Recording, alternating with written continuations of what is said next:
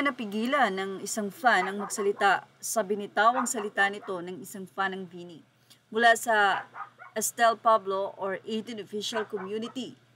Say niya, bakit kaya ang mga fans na ganito habang nagbabasa ng comments sa 8 years anniversary ng I'm Worldwide, may mga fans na di mo mawari kung ano ang dahilan sa pagkumpara.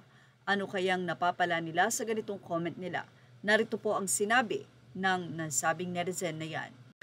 Ayon sa comment ng isang Shane Dominguez, pansin nyo, mga multi-billion brand companies like Procter & Gamble, IM Worldwide, Nestle, Unilever, Unilove, Coca-Cola, lahat ng product endorsement nila BINI talagang kinukuha kesa sa SB19. BINI, Catherine Bernardo, Ann Curtis, and Bel Mariano are the top 4 artists in the whole Philippines with most number of brand endorsements. All from ABS-CBN with the most number of brand deals. And as of July 2025, BINI is the number 1 most viewed Filipino person in TikTok with 51 billion views, and SB19 has 12 billion. What a huge gap of difference. BINI really has a massive reach of audience. Sa mga festivals, sila talagang mas kinukuha, grabe ka in-demand. Since after ng world tour nila, grabe back-to-back and trabaho. Kahit anong issue na ba to, napakasikat and in-demand pa rin kahit saan.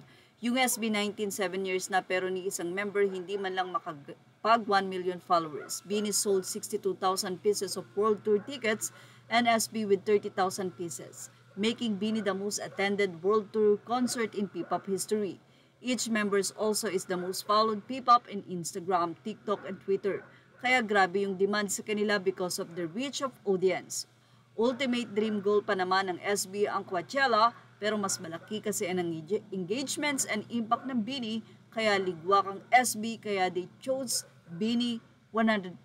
Kaya sa year 2050 na lang kayo, if kukunin kayo. Anyway, masakit ang mga ganitong salita, especially ito'y mababasa ng mga fans. Pero kailangan bang i-compare ang kapwa Pinoy, lalong-lalo na ang magagandang achievement na nararating nila.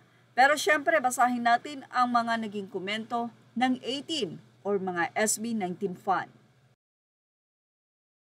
Say ng isa, pero hindi man lang nakakakuha ng kahit isang award sa Filipino Music Awards, ibig sabihin di pa sila ganun ka-recognize as artists.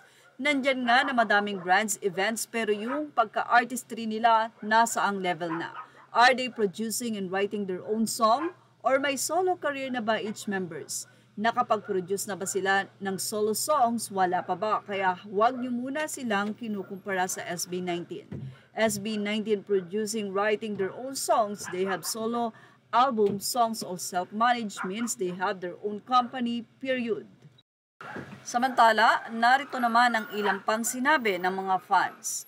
People who always brag are usually the ones who need validation and have a lot of insecurities. The truly confident ones are those who stay quiet and let their talents and actions speak for them.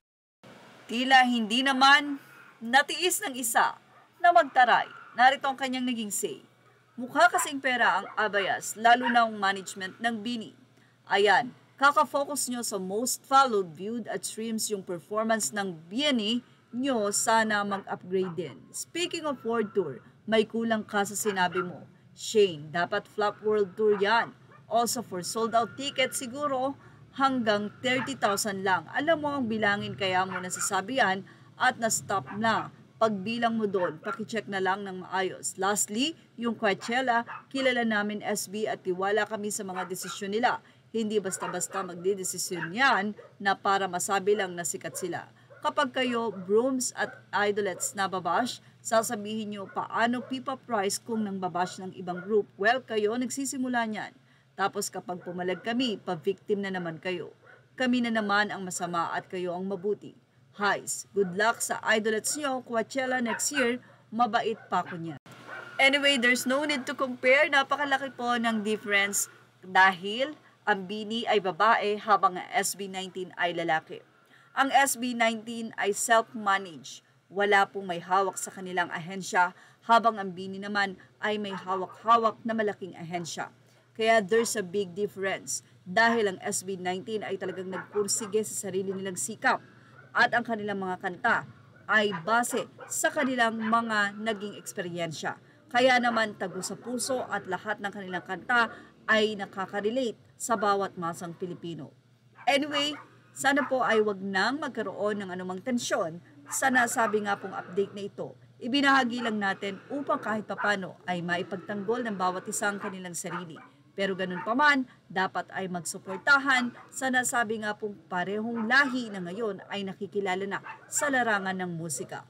Thank you for watching. Images are all credit to the rightful owners. Please like, share, and subscribe.